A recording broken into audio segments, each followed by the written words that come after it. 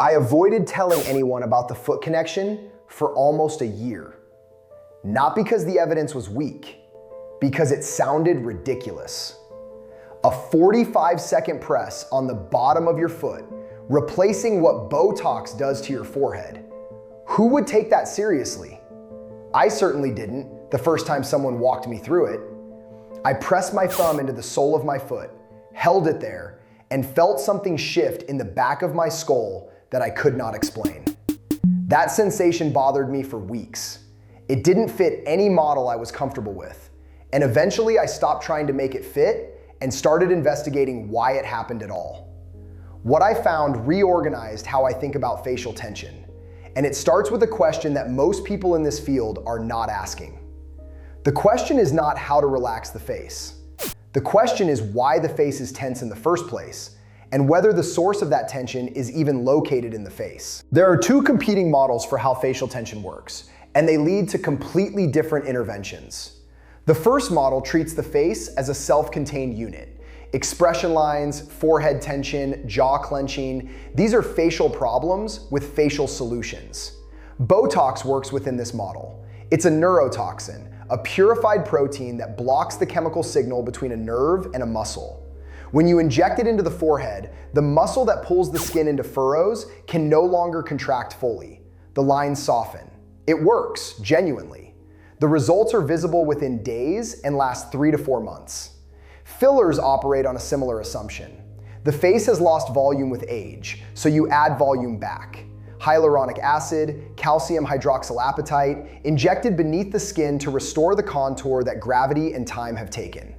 And facial exercises target the muscles directly, strengthening and toning the orbicularis oculi, the frontalis, the muscles around the mouth. All of these are real interventions with real effects.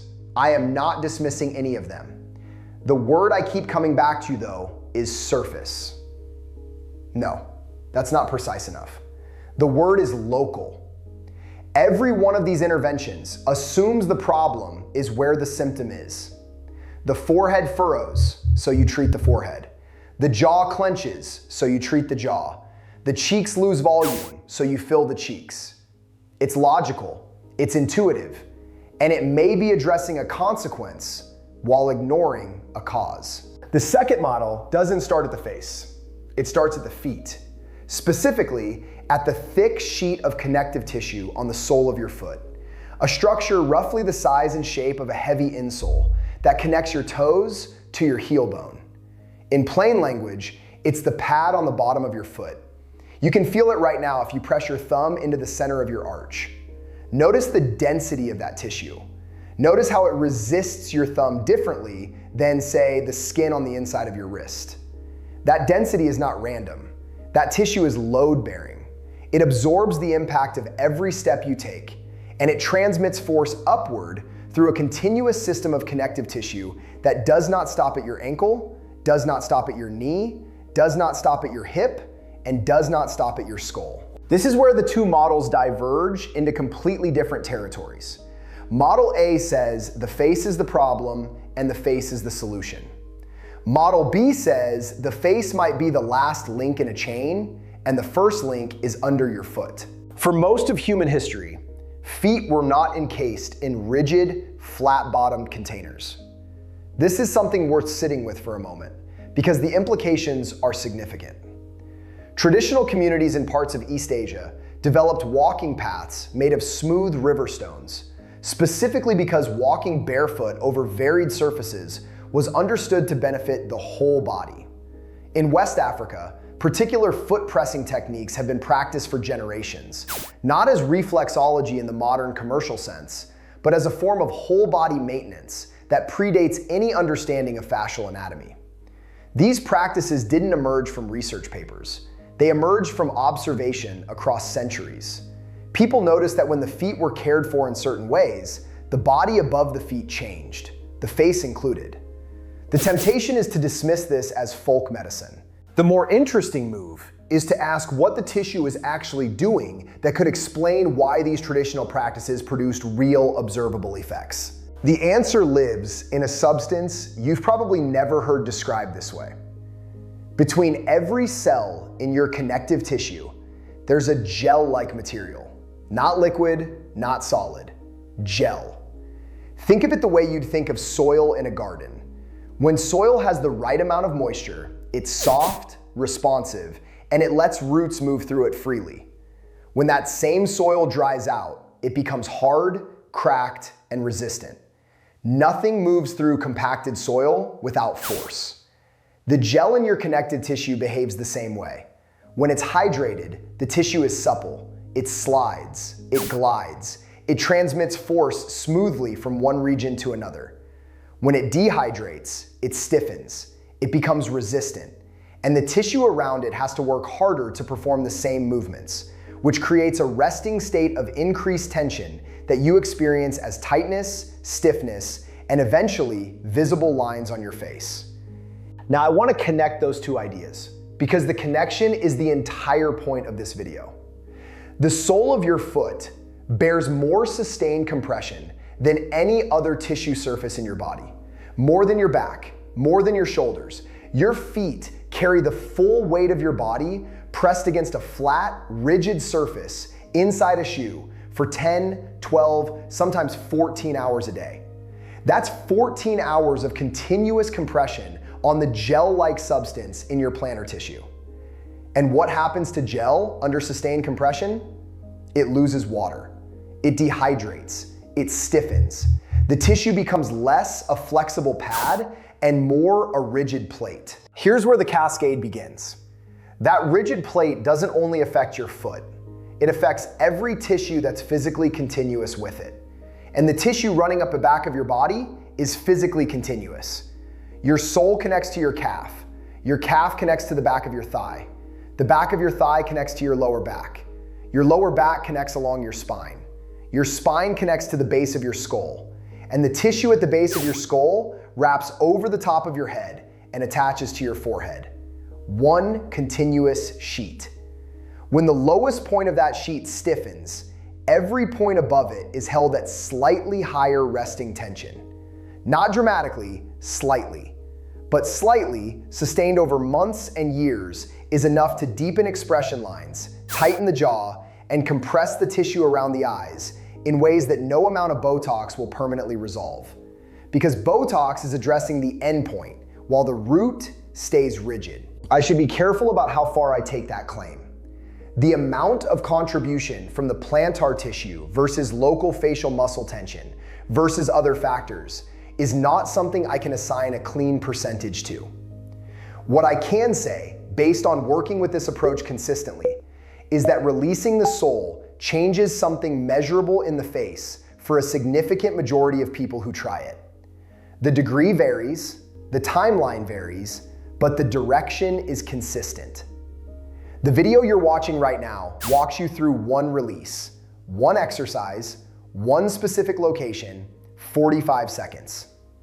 If you want the full sequenced system, the 12 releases organized into a 30-day progression with diagrams showing exactly where to place your hands, that's what I put together in the Connected Face protocol. It's linked in the description and the pinned comment. But the release I'm about to walk you through is complete on its own, and it's where everything starts. Let me give you a clearer picture of what dehydration actually does to this tissue, because the mechanism matters for understanding why the release works the way it does. The gel between your cells is technically called ground substance. I'll use the plain term, the gel.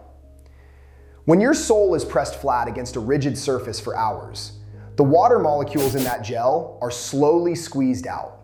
Not all of them, enough. Enough that the tissue changes from something that behaves like a moist sponge to something that behaves like a stiff mat.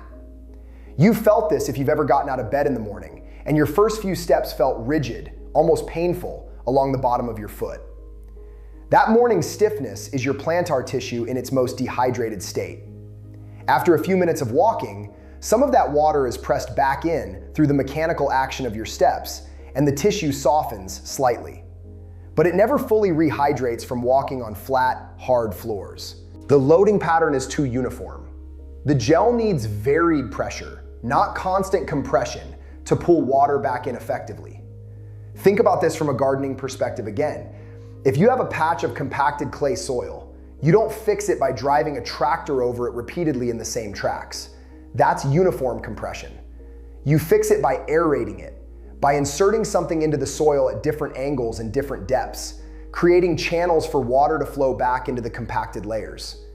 The same principle applies to your plantar tissue. Walking in shoes on flat surfaces is the tractor. The tissue needs aeration, not more of the same compression pattern. This is why traditional barefoot cultures had softer, more responsive plantar tissue. They weren't walking on flat surfaces. They were walking on earth, on stones, on grass, on sand. Every step delivered a different pressure pattern to a different region of the sole. The gel was constantly being compressed and released at varied angles, which kept it hydrated and supple. Their feet were being aerated, in a sense, by the ground itself. Modern shoes removed that entirely. And the consequence didn't stay in the foot. I want to trace the chain for you in a way you can feel, not just understand. Start at the sole. Press your thumb into the center of your arch. Notice the firmness. That firmness extends upward. If you run your hand along the back of your calf, you'll feel the tissue there. It's connected to the plantar surface through the Achilles tendon and the surrounding fascia. Move your hand to the back of your knee. The tissue behind your knee connects the calf to the back of your thigh. Follow the back of your thigh up. You're tracing a continuous highway of tissue that doesn't stop at any joint. It crosses the hip, runs along either side of the spine, arrives at the base of your skull, and wraps forward over the crown of your head to reach the skin of your forehead. Let me expand on that for a moment. It's easy to say the tissue is continuous. It's more honest to say the tissue is continuous and it transmits mechanical load in both directions. Tension at the bottom increases resting tone at the top, but it also works in reverse. Tension at the top, from stress, from jaw clenching, from screen posture, increases resting tone at the bottom. The chain is bidirectional. What makes the foot so important as a starting point for release is not that it's the only place tension originates. It's that the foot receives the most cumulative compression over the course of a day, making it the most likely location for the gel to dehydrate first. It's the weakest link, not because it's fragile, but because it's the most loaded. There's something almost astronomical about this when you step back from it. A planet holds everything in its gravitational field. The moon, the atmosphere, every object on its surface. The plantar tissue operates like a gravitational center for your posterior fascial chain. When it's dense and hydrated, it holds the chain in a balanced state of tension, distributed evenly. When it dehydrates and stiffens, the tension distribution shifts. Certain regions are pulled tighter, others compensate. The face, sitting at the far end of this system, accumulates the compensations of every region below it. Those forehead lines you see in the mirror may not be a forehead problem.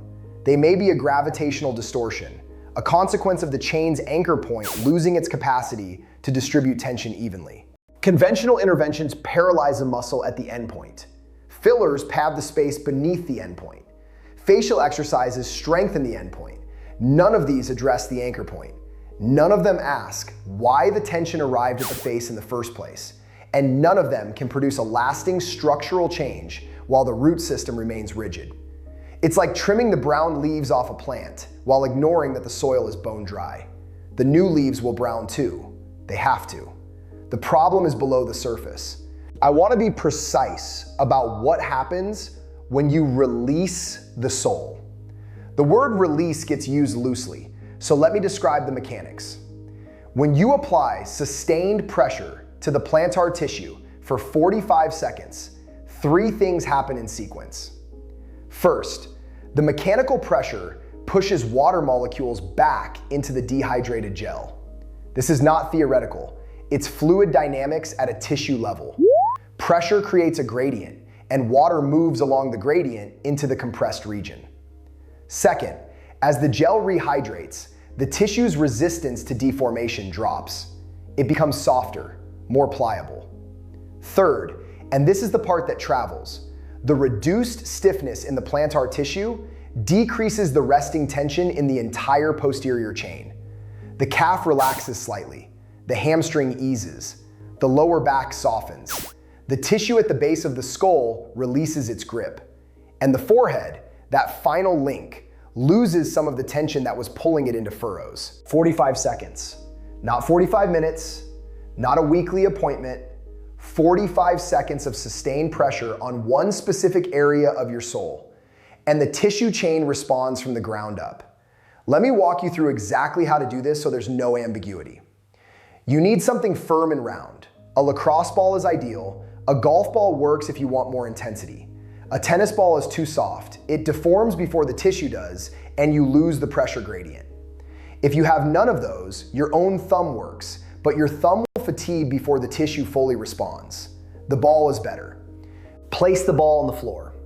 Stand next to a wall or a chair so you have something for balance. Step 1 foot onto the ball, positioning it directly in the center of your arch. Not the heel, not the toes, the arch, where the tissue is densest. You'll feel it. There's a spot where the ball meets significant resistance. That resistance is the dehydrated gel. You want to stand on that point with enough body weight that you feel a deep, sustained engagement. Not sharp pain, deep engagement. The sensation should be a 6 out of 10. Noticeable, maybe slightly uncomfortable, but not something you pull away from. Now hold. Do not roll the ball. This is the critical mistake most people make. Rolling distributes the pressure across a wide area. It never maintains the sustained compression needed to rehydrate a specific zone. Rolling feels good, but it doesn't accomplish what holding does. Hold the ball in one spot. Breathe slowly. Count 45 seconds, or simply take 6 to 8 slow breaths. During the hold, you may notice something interesting. Around the 20-second mark, the tissue begins to soften under the ball. The sensation shifts from pressing against a wall to sinking into something. That softening is the gel rehydrating in real time. You are feeling the water move back into the compressed tissue. Some people also notice a sensation traveling up the calf, a subtle release, almost like a ripple moving through warm water. If you feel it, good. If you don't, the release is still happening. Not everyone perceives the transmission consciously, especially the first few times. After 45 seconds, step off the ball. Stand on both feet. Notice the difference between the foot you released and the foot you didn't. The released foot will likely feel wider, more grounded, as if it's making fuller contact with the floor. Some people describe it as feeling like one foot woke up. Walk a few steps. You may notice that the release side feels different all the way up the leg, the calf looser, the hip slightly more open. Now take your hand and gently touch your forehead on both sides. In some cases, you can feel a subtle difference in tension between the side you released and the side you didn't. It's not dramatic, it's not instant Botox, it's a whisper of change. But it's a whisper that originates from 2.5 feet below your face, and it arrived in 45 seconds with a ball on the floor. Do both feet. Same process, same spot, same duration. The bilateral release creates a more complete response because the posterior chain operates on both sides. I want to lay out what to expect over time because honest expectations matter more than dramatic promises. In the first week of daily practice, the most consistent change people report is in their feet. The morning stiffness diminishes. The soles feel softer when you step out of bed. That's the ground substance maintaining hydration better because you're rehydrating it daily instead of letting it dry out overnight and stay dry. In weeks 2 through 4, the changes move upward. Lower back tension decreases in most people. Jaw tension eases in some. The forehead is usually the last to show visible change because it's the farthest point from the release, and the chain softens from the bottom up. By week 4 to 6, the cumulative effect becomes noticeable in the mirror for most people. The lines don't disappear. Let me be straightforward about that. Expression lines that have been present for years have a structural component that a fascial release alone may not fully reverse. What changes is the depth. The resting tension in the forehead decreases and the lines soften. They go from etched to relaxed, from rigid grooves to something more like the natural folds of tissue at rest. The face overall looks less held, less braced, less like it's fighting something. What's quietly radical about this approach is what it doesn't require. No appointment, no needle, no recurring cost, no professional. A ball and 45 seconds of your morning every day starting tomorrow. That's the minimum effective dose. Could you do more? Absolutely. You could release the calf, the back of the thigh, the lower back, the base of the skull. Each additional release point adds to the chain's overall softening. But if you do nothing else, if you only ever release the sole, you are addressing the anchor point. You are watering the root, and the root feeds the entire system above it. Before I close, I want to share what I've observed in the before and after pattern that repeats most consistently. Before the release, people describe their faces in combative language, fighting wrinkles, battling aging, treating lines as an enemy to eliminate. After a few weeks of daily sole release, the language shifts, not because the lines are gone, but because the relationship with them has changed. The lines are not a problem to fight, they are information. They're telling you where the tension originates. They are a map of your fascial chain's hydration state. When you know how to read that map, you don't need to fight it, you respond to it. You release the root and the map softens on its own. Here's the question I keep circling back to, and it's the one I haven't answered because I'm still investigating it. What happens when you address both ends of the chain at the same time? The sole and the scalp. If the plantar release sends a wave of slack upward and a scalp release sends a wave of slack downward, do those waves meet in the middle and produce something more than either one alone? The anatomy suggests they should. The tissue is continuous and bidirectional, but the magnitude of the combined effect is something I'm still observing carefully. It's the kind of question that keeps me paying attention to this work, because every time I think I found the boundary of what the fascial chain can do, the boundary moves. If anything in this video shifted how you think about your face and where facial tension actually comes from, the sole of your foot being the root system you didn't know to water, and if this kind of investigation is worth following, subscribing means you'll find the next one. Leave a comment telling me what you felt during the release, because your experience adds to the picture I'm building, and it matters more than you might expect.